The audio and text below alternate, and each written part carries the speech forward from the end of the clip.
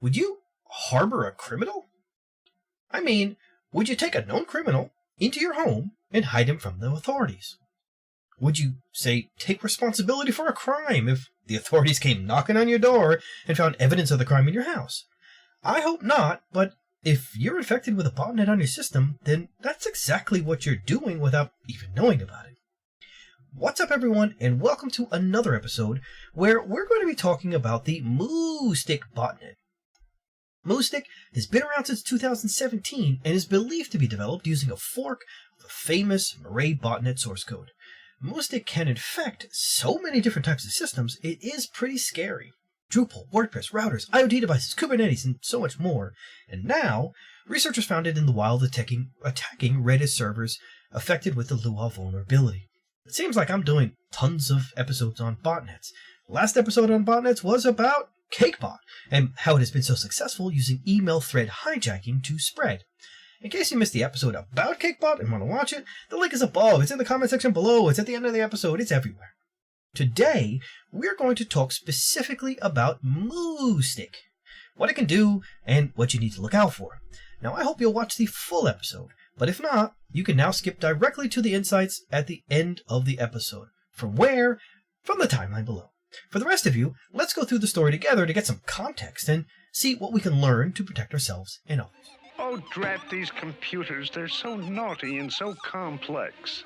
I could pinch them. Muhstik Botnet targets a wide variety of web applications, including WordPress, Drupal, WebDev, Oracle's WebLogic application server, as well as an assortment of Internet of Things and small office and home office devices. The botnet leverages IRC servers for command and control communications. Experts noticed that it has consistently used the same infrastructure since it first appeared in the threat landscape back in 2017. The bot propagates by compromising home routers, but experts observed multiple attempted exploits for Linux server propagation. The list of targeted routers include GPON home router, DD-WRT router, and the Tomato router.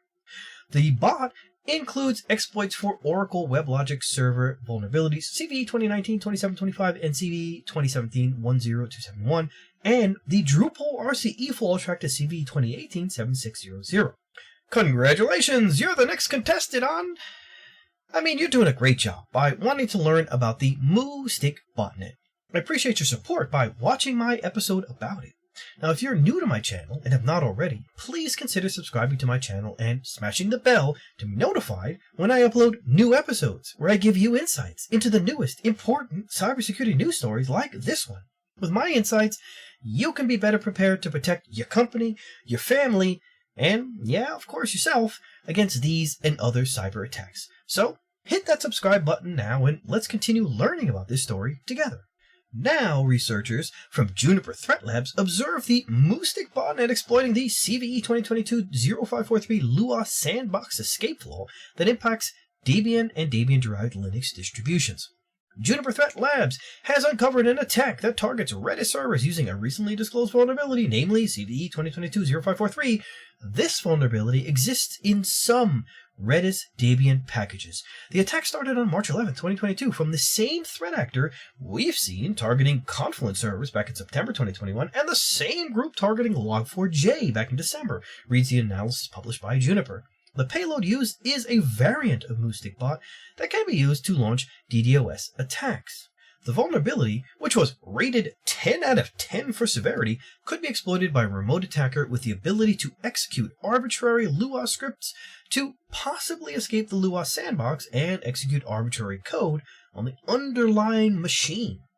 The attacks exploiting the CVE-2022-0543 vulnerability started on March 11, 2022. The attackers were attempting to fetch the malicious script russia.sh.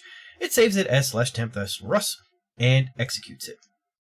Experts pointed out that the vulnerability is not related to Redis. Instead, it existed because the Lua library in some Debian Ubuntu packages is provided as a dynamic library. Now, Ubuntu Bionic and Trusty are not affected. Upon initializing the Lua interpreter, the package variable is automatically populated, and that in turn permitted access to arbitrary Lua functionality. So, what can we learn?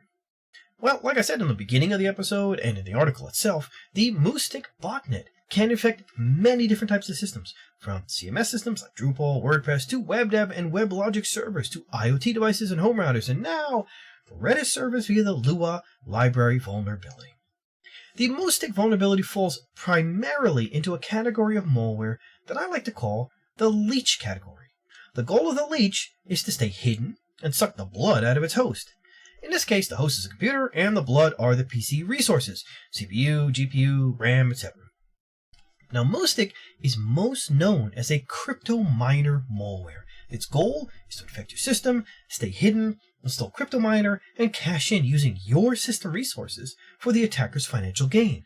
So this botnet's main purpose is not to, say, drop ransomware or other Trojans, although it probably can. The botnet wants to hide itself as well as possible and install this crypto miner to suck the system resources and add them to the main botnet infrastructure to earn the hackers money mining crypto. Now, newer versions of Muhstik can do DDoS attacks, but again, its core function or core focus is crypto mining. Only time will tell how far the developers of Muhstik decide to diversify its botnet's functionality to take on new features like improved DDoS capabilities or backdoor deployment or other malware Trojan infusion, etc. The risk or opportunity to the developers of Muhstik is that they integrate new capabilities that unmask their existence on the system. Again, DDoS capabilities, additional malware installation. Now that unmasking would essentially kill their crypto mining business. Botnets, and all malicious hacking toolsets for that matter, continue to evolve and expand their capabilities and attack surface by adding new features and vulnerabilities to their list of victim system architectures. The entire hacker industry is continuing to get more organized and professional. The war in the Ukraine is muddying the waters in terms of long-term versus short-term trends, but each piece of a hacker's puzzle is being worked on to modularize, professionalize, and expand its capabilities to help hackers increase their success rate. Now, this poses the question to me of, how are these groups deciding to add this capability or that capability? It might sound like a dumb question, but just talking about the possible answers can shed some light on how these individual groups work and what they're planning for their future. So what's the motivation for Muhstik to add DDoS capabilities to their botnet? Is it purely a short-term event for them to, say, help one side or the other in the war in the Ukraine? Are they going to pull it out afterwards? Is it due to a reduced earnings outlook from their crypto mining activities? Or maybe is it due to the increasing use of DDoS attacks in other areas like ransomware that give Muhstik developers a different stream of income? Did some group affiliate say, hey man, you should really add DDoS to your botnet, man. You can earn so much more money, man. When we start to look at possible answers to these types of questions, we can map out potential paths for the future of these malicious applications. Now, given my characteristic of Muhstik as a leech malware and the relatively loud nature of DDoS attacks, my gut feeling is that Muhstik is being modified to take part in the Ukraine war, so it would be a short-term change that won't last. The file Russia.sh mentioned in the article and the level of usage of DDoS in the Ukrainian war itself seems to kind of support my hypothesis, but I'd love to hear, in the comments what you think the reason behind this addition is. If, however, the addition of DDoS is a shift away from crypto mining and into a wider range of revenue avenues for Muhstik, then we'll see this botnet much more in the news in the coming months and years. Remember, they've survived since 2017, so chances are they'll continue to be a thorn in our sides, or at least, keep us on our toes for some time to come. Hopefully, they stay focused on crypto mining. With that, I say thanks again for watching. Don't forget to share and subscribe if you have not already, and smash the bell if you haven't already. And I'll see you on the next episode. Take care.